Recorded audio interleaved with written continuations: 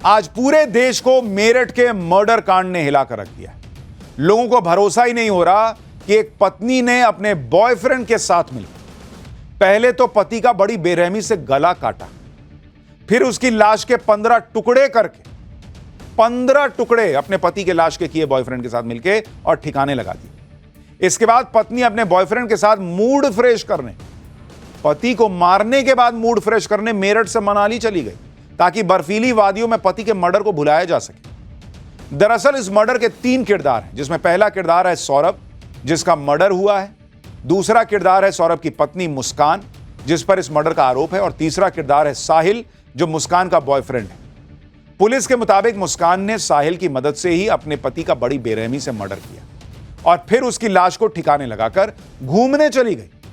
इस दिल दहला देने वाले मर्डर केस के बाद पब्लिक इतने गुस्से में है कि जब आज इन लोगों को कोर्ट में पेश किया गया तो कोर्ट में मौजूद वकीलों ने इनकी जबरदस्त तरीके से पिटाई कर दी। इसके बारे में आगे बताऊंगा, लेकिन आगे बढ़ने से पहले आपको मेरठ की मिस्ट्री की एक झलक दिखाता हूं। इसमें तंत्र मंत्र का एंगल कहां से आ रहा है ये बताऊंगा, लेकिन पहले जरा ये देखिए।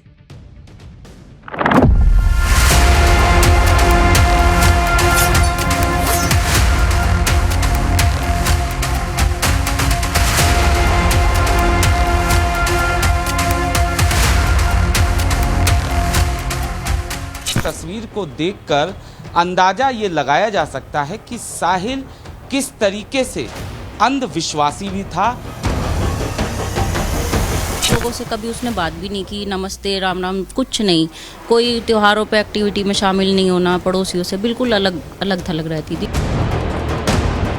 पर 1-2 महीने से उसकी एक्टिविटी ये थी कि वो अंदर भी आता था और दिन में कई बार आता था। 12 के 4 बजे आई है वो यहाँ पर बताने के लिए कि मेरे से ऐसा हो गया।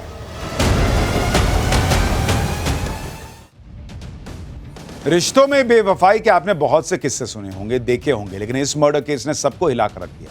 क्योंकि जिस मुस्कान की खातिर सौरभ ने अपने परिवार के खिलाफ जाकर लव मैरिज की, सौरभ ने मुस्कान के लिए अपने परिवार और उनकी संपत्ति को छोड़ दिया, उसी मुस्कान ने सौरभ का बड़ी बेरहमी से गला काट डाला। इस मर्डर को लेकर पूरे देश में लोगों में गुस्सा है। आज जब पुलिस मुस्कान और साहिल को मेरठ कोर्ट में पेश करने के लिए पहुंची तो उस दौरान इन लोगों की पिटाई कर दी वहां वकीलों ने। आरोपियों का कोर्टरूम से बाहर आने का इंतजार कर रहे थे वकील, और जैसे ही पहले साहिल बाहर आया तो उसकी पिटाई शुरू कर दी गई। जैसे जहां मौका लगा वहां साहिल को ठोक दिया। पुलिस ने बड़ी मुश्किल से इन लोगों को बचाया और फिर थाने लेकर गई। जरा तस्वीरें देखिए।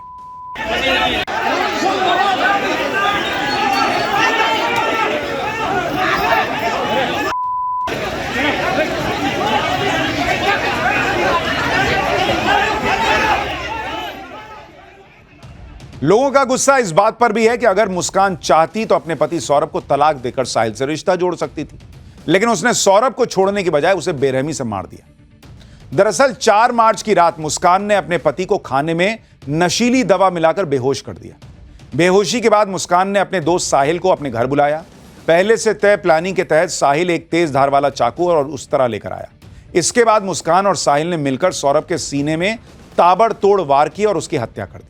हत्या के बाद लाश को बाथरूम में लेकर गए, जहां गला काटने के बाद लाश के 15 टुकड़े किए। अगले दिन यानी 5 मार्च को दोनों बाजार गए और वहां से एक बड़ा प्लास्टिक का ड्रम, सीमेंट और रेत खरीद के लाए। सौरभ के शव को ड्रम में डालकर ऊपर से सीमेंट और रेत डालकर उसे पूरी तरह बंद कर दिया। इस पूरे कांड को अंजाम देने के बाद दोनों शिमला मनाली घूमने चले गए। 17 मार्च को मुस्कान और साहिल शिमला से वापस लौट आए और 18 मार्च को पकड़े गए। पुलिस की जांच में यह भी सामने आया है कि सौरभ को इस बात का बिल्कुल आइडिया नहीं था कि उसकी पत्नी मुस्कान उसके मर्डर की प्लानिंग कर सकती। हालांकि मुस्कान के दोस्त साहिल को लेकर दोनों में कभी कभी बहस हो जाती थी, लेकिन कभी भी ऐसी नौबत आएगी कि पत्नी मार देगी, यह सौरभ ने नहीं सोचा था। पत्नी मुस्कान के साथ किस तरह वो खुश था, इससे जुड़ा एक वीडियो सामने आया। यह सौरभ और मुस्कान की बेटी के बर्थडे का वीडियो है। मर्डर से 4 दिन पहले पूरा परिवार बेटी का बर्थडे सेलिब्रेट कर रहा था। यही पत्नी पति के साथ नाच रही थी मर्डर करने के 4 दिन पहले। सोचिए क्या ही औरत है, 4 दिन बाद पति का मर्डर करने वाली है और 4 दिन पहले ऐसे नाच रही है। इस वीडियो को देखकर हर कोई हैरान है कि भाई क्या मतलब कोई ऐसा कर सकता है कि 4 दिन बाद पति को मारना है और उसके पहले आराम से उसके साथ नाच रही है। हालांकि अब इस हत्याकांड में एक के बाद एक नया रहस्य जो है वो खुलता जा रहा है। अब इसमें तंत्र मंत्र का एंगल भी सामने आ गया है।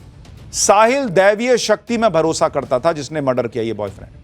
पुलिस ने जब इसके घर की तलाशी ली तो पुलिस हैरान रह गई। साहिल के कमरे की दीवारों पर तंत्र मंत्र की क्रिया से जुड़ी बहुत सारी तस्वीरें मिली, स्केचेस बने हुए थे। साहिल के कमरे की दीवारों पर भगवान शिव और गणेश जी की पेंटिंग्स के साथ लाल और काले रंग से उकेरे गए रहस्यमयी तांत्रिक चिन्ह भी मिले। जरा वो वाली तस्वीर भी दिखाई, ये तो शिव जी की तस्वीर है, वो तंत्र मंत्र। ये देखिए, ये तस्वीर देख के जो लोग कह रहे हैं कि भाई ये क्या ही चल रहा था।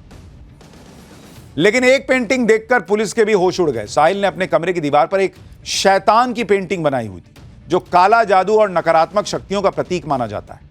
अब तक की जांच में यह एंगल सामने आया है कि साहिल आत्माओं से बात करता था।